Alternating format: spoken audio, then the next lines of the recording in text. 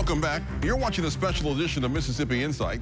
As we put the big questions to Ty Pinkins and Roger Wicker, immigration and the southern border are among the hottest issues of the 2024 campaign. Certainly, the presidential candidates have opened fire on their opponents' policy stances, and the Senate candidates are not shy about the topic either. Let's talk about immigration reform. What changes would you like to see happen when it comes to immigration reform? Immigration reform has been on the table for so long. Democratic administrations, Republican administrations, for decades, we've been talking about immigration reforms, and we need it. We need comprehensive immigration reform. But here's my issue. Here's my issue. Only one party is serious about fixing our immigration system. And proof of that is a few months ago, Republicans literally wrote an immigration reform bill, and it came up for a vote. And they voted, including Senator Wicker, voted against their own immigration bill. Make that make sense. And it had the issues in there that Republicans, including Senator Wicker, wanted in there. More border security agents, more money to hire immigration judges, stronger border. President Biden literally said that he would shut down the border. He said this. They still voted against the bill. And so there's only one party and only one group of people that's serious about immigration reform, and that's Democrats. Do you believe that bipartisan bill went far enough? I think it went far enough. I do. I think it went far enough because it had so many of the things that speak to bipartisanship. Democrats said, you know what, this is what you want? Well, we'll put it in the bill. We just want to do something because the American people are hurting. But Republicans turned it down and they voted against their own bill. Do you believe Congress can get a bipartisan bill passed no matter who wins the White House? It depends on the makeup of Congress, whether or not we can get it passed. Hopefully, in this next Congress, we'll have a Democratic House, we'll maintain a Democratic Senate, and we'll have a Democratic president and enough votes in the Senate to pass it.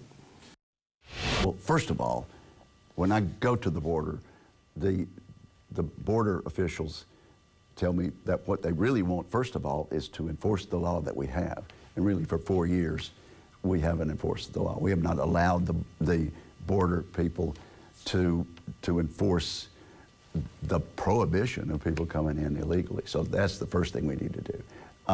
We need to return to the Remain in Mexico program.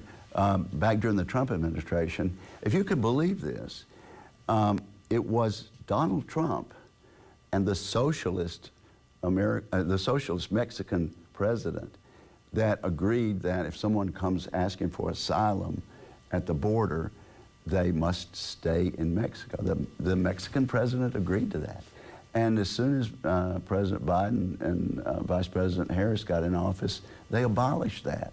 And so now we let people come in and we let them go out into the heartland of America, and many, many times we never see them again. Why in the world would we not have stayed with a program that said, remain in Mexico, you're in Mexico trying to get in, remain there, we'll adjudicate your case, and if you win, you get to come on in. Of course, most of those applications were not without merit. But we can tweak the law, and there's going to be some opportunities to do that. If we were willing to work together, but when you go to the border, those good, solid federal employees that only want to enforce the law, they said, just let us enforce the laws on the books and we'll be so much better off. You voted against the first attempt at the bipartisan immigration reform. What type of compromise would be acceptable to you? Well, of course, I've mentioned a couple of things. I think that there was a rather complicated proposal that that could have allowed some people in over time, and then when it reached a certain point, it would be shut down totally. It's hard to explain in a few minutes, but also it just was so confusing and so it sounded so unworkable to the American people that there was no chance that the Congress would be able to enact that sort of thing. Let's enforce the law. Let's go back to Remain in Mexico. and then let's deal with how we go forward. More with the two Mississippians fighting for a U.S. Senate seat after the break.